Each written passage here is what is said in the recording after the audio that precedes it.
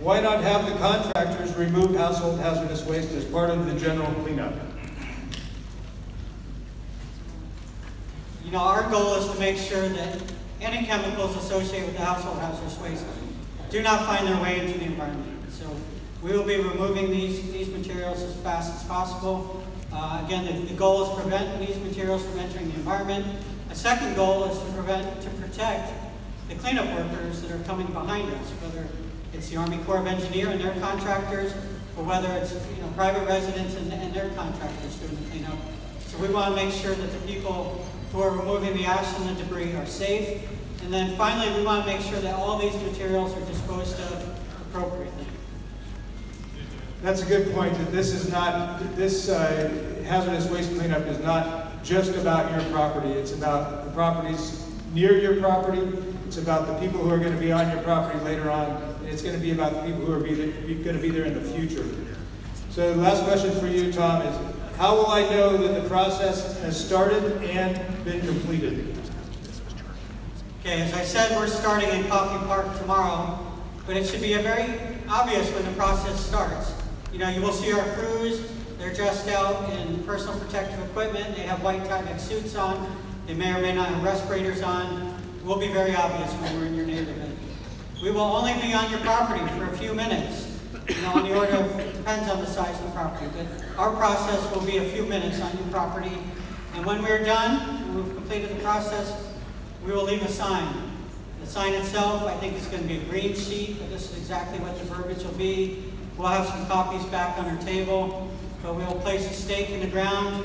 We'll attach one of these signs to the stake, and it will be very obvious that we've come through your property. One more time for confirmation, this is going to happen on every property, and it's not going to cost anybody anything. It's not going to cost any property owners anything. That is correct. Every burn parcel in Sonoma County, we will come on and do the household hazardous waste inspection and removal, and there is no charge to anybody in the county for this. Thanks, Tom. All right.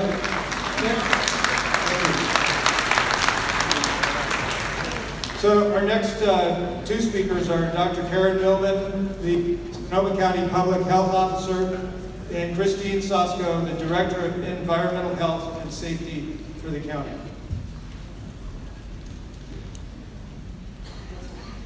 Hello, I'm Dr. Karen Millman, and I'm the Sonoma County Health Officer. And I first want to extend my heartfelt sympathies to all of you. I know that the past couple of weeks have been probably the worst in most of your lives here, and just want to sympathize with you. Yes, sorry, I'm not very good at being loud. My apologies. So as the Sonoma County Health Officer, I'm charged with providing information and guidance to the County Board of Supervisors on health issues in the county, as well as ensuring adherence to statutes and orders related to public health. This includes evaluating potential public health exposures or public exposures to hazardous materials and declaring a public health emergency. My responsibility as the health officer in this time is to take preventive measures to protect and preserve the public health from any hazards that may have occurred. Because of the magnitude of this problem, and I'll get into a little bit of details about why we're concerned in a little bit, we did declare a public health emergency, and the Board of Supervisors ratified that, and we'll renew it again. This enables us to get this assistance for all of the programs that are coming here to help with the cleanup from both state and federal agencies, and to help us do the debris cleanup. That's the important criteria for this public health emergency.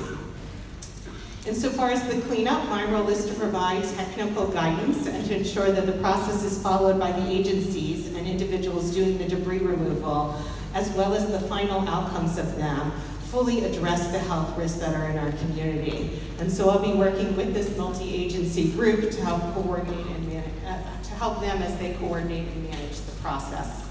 So to clarify, there are a couple different public health concerns. One you just heard mentioned about was the household hazardous waste materials. Many of those you usually have in your house under normal circumstances. So the propane tanks, your pesticides, your pool chemicals, the paint, and the batteries. And under usual circumstances, we actually have declared them as critical components, and that's why there's special disposal requirements. But with a fire, the containers that they're in have been damaged and punctured and may have been destroyed. And so we want to be very careful that we're cleaning these all up and addressing them, both to prevent anyone who's doing the cleanup from being exposed, but to prevent them from spilling into the environment where they can consolidate and can affect future people who are on that property. And so that's why we're being very careful about this first sweep to ensure that all of the household hazardous waste materials can be cleaned up, not just for you, but for your neighbors and for the future generations who are on that property.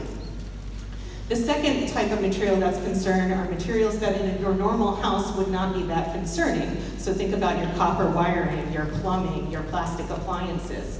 So in normal circumstances, those are all not hazardous to your health, but when they burn, they release chemicals and toxins into the ash that's there. And these can be heavy metals, these can be asbestos, these can be polyaromatic hydrocarbons. And so that's why we have declared this a public health emergency, because we want to make sure that across the county, we're thinking about everyone's health and safety and the health and safety of everyone in the long term. And so that's why there are going to be standards to make sure that when we clean all of this up, whether you opt into this program or do it on your own, we have ensured a safe environment in the future. And so again, we'll be working with all of the multiple agencies who are doing the cleanup work to help ensure that they are helping think about your health and your future. And now I'll turn it over to Christine Salzko, our Director of Environmental Health.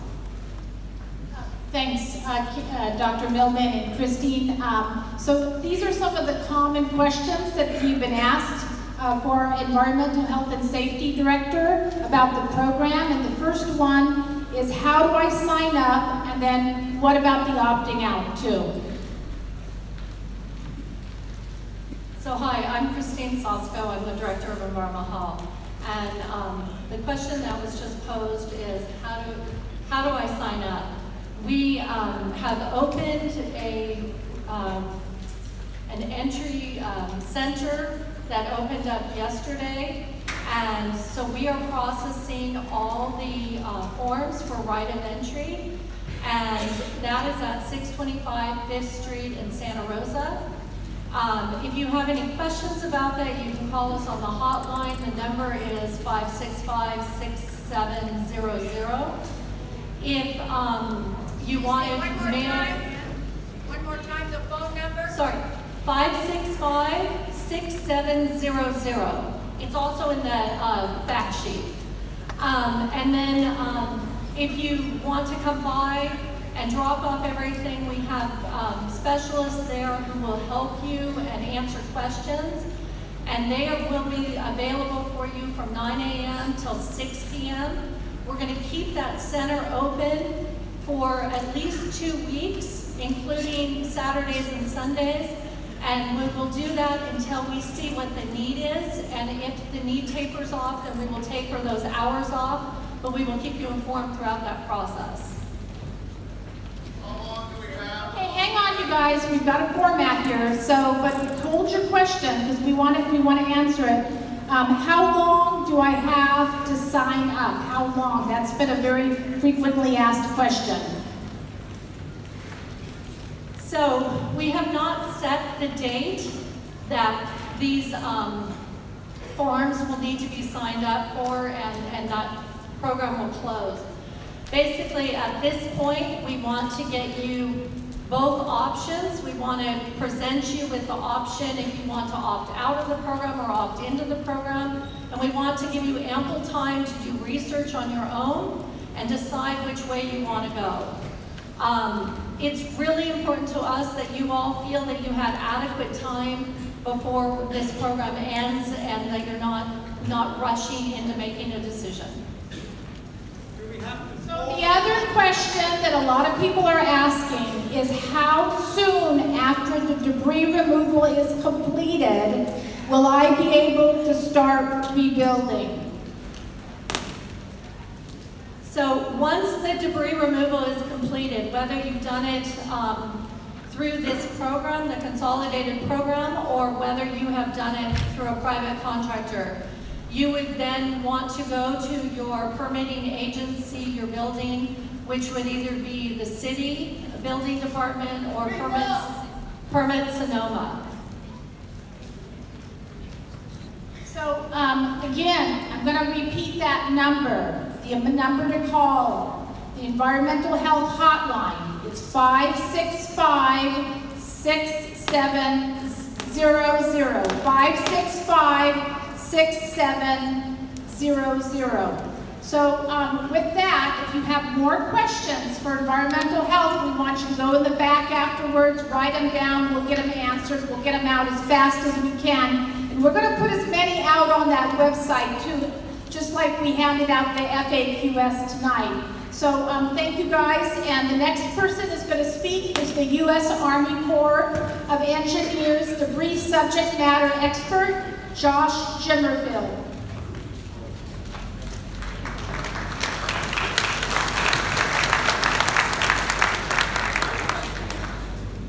Good evening, my name is Josh Jimmerfield. I'm with the Army Corps of Engineers. I'm a debris subject matter expert out of the Sacramento area, and I'll be helping facilitate the debris removal through 2 large contracts that we've initiated. We've got a team of people together that are working to execute those contracts. Right now our plan is to initiate the contractor this weekend and begin site assessments on Monday. Hopefully the debris removal will follow soon after. I'm going to start with a question that's not on the list.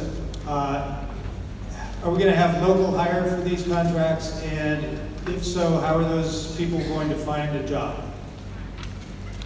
So absolutely. One of the things we've written into our contract scope is that the contractors will, to the fullest extent possible, use local contractors.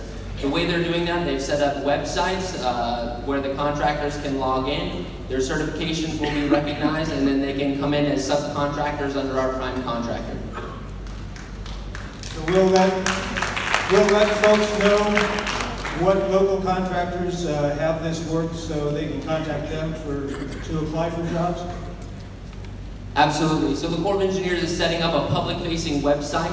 Once the contractors have determined what their subcontractors are, those will be posted on our local website so that you'll be able to see exactly what subcontractors will be operating within your area.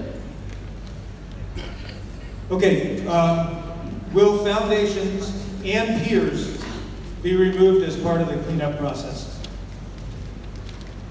They will not both be removed. So our goal right now, as we've learned some more about the area, is that we will be removing foundations, and to the fullest extent possible, we will not be affecting piers and larger retaining walls.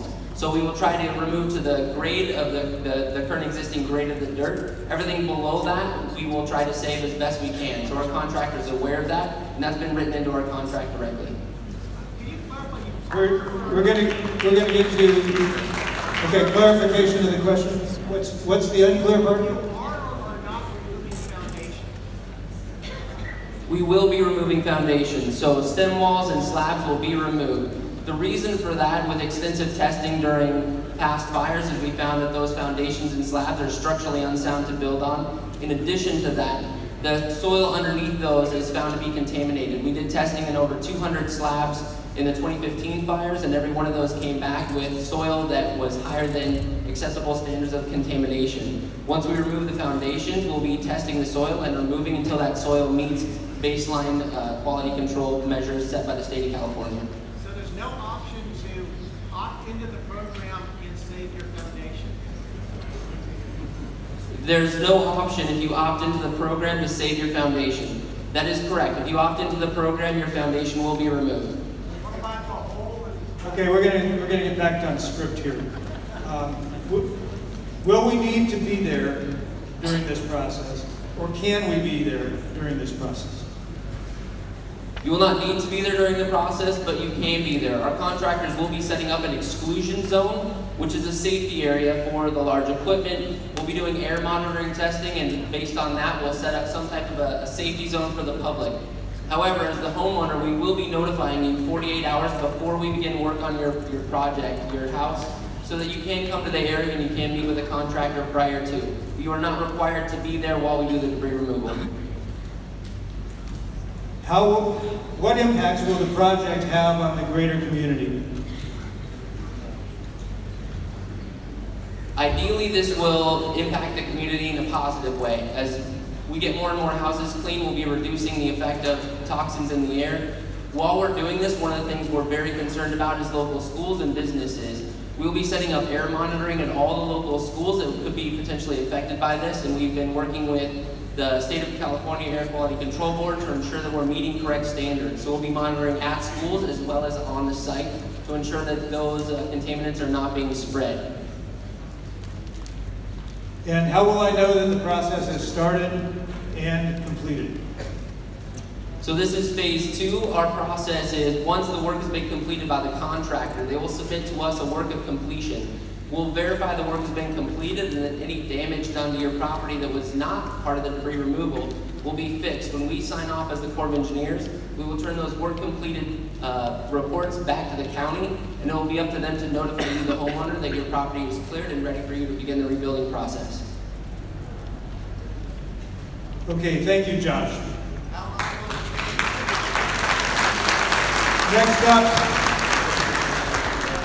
Next up is our FEMA Division Supervisor, Robert Passapane. Did I get that right? In there. And I'll be brief. So as Congressman Thompson stated, the federal government is committed to the recovery here in Sonoma. This meeting here is focused on debris, but I wanted to highlight that we have FEMA teams in the back to talk about your individual assistance. If you have not registered for FEMA, please do so as soon as possible. I know you may have many questions as you navigate through the individual assistance process. I know insurance is on the minds of a lot of people in this room and how that plays into your assistance. We have experts in the back that can navigate you through that process. And additionally, the local assistance center is still stood up. And again, we have FEMA and the Small Business Administration there to support your needs. One thing I want to highlight and stress, because I know it's important, again, pertaining to insurance, is one of those critical things that when you apply for FEMA assistance that we need to know. But what happens sometimes in the application process, as we identify that you have insurance, you may quickly receive a denial letter. It's important, if you did receive a denial letter from FEMA, that you immediately follow up with us if you think you are eligible for assistance. Our job is to ensure that you get everything that you're eligible for from the federal government. And so please, we have teams in the back. We have an individual assistance specialist also as part of our disaster assistance teams, and we're here to support you, so thank you.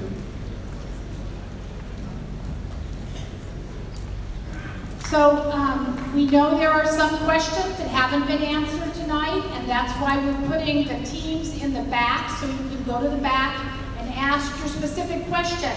As we get more questions answered, I promise you we'll get these up online as soon as possible. Again, it is the Sonoma County Recovers.org. Sonoma County Recovers.org.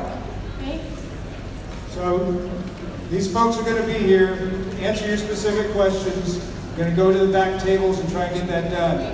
We're going to keep having these meetings until you stop coming to these meetings. Okay, we're going to get the questions answered. As I said, we're not going to have them all answered tonight, but we will. So thanks a lot for being here.